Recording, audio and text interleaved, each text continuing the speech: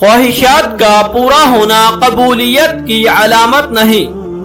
کتب میں ایک واقعہ لکھا ہے کہ دو شخص، ایک عیسائی اور ایک مسلمان، دونوں بستر مرگ پر تھے۔ بیماری کی اس حالت میں عیسائی کے دل میں یہ خواہش پیدا ہوئی کہ مجھے مچھلی کا گوشت مل جائے۔ اللہ تعالیٰ نے فرشتے سے فرمایا کہ جاؤ اس عیسائی کے گھر کے تالاب میں ایک مچھلی ڈال آؤ تاکہ اس کی خواہش پوری ہو جائے۔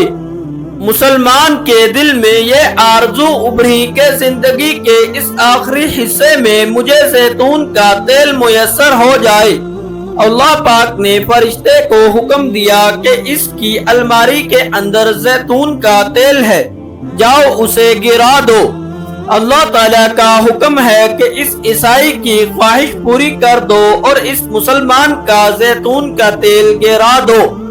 فرشتے نے عرض کیا، آپ کا حکم امت کی آسانی کے لیے ہے، اس کی مصلحت بھی بتا دیجئے تاکہ امت کو سبق مل جائے، انسانیت کو سبق مل جائے۔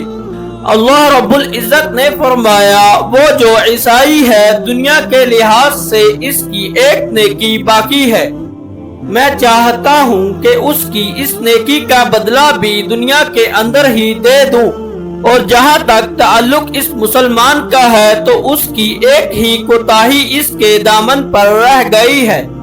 میں چاہتا ہوں کہ اس کی وہ خواہش ٹوٹے اور وہ اس پر صبر کرے، اور جب وہ میرے پاس آئے تو اس کے لیے سوائے جنت کے اور کچھ نہ ہو۔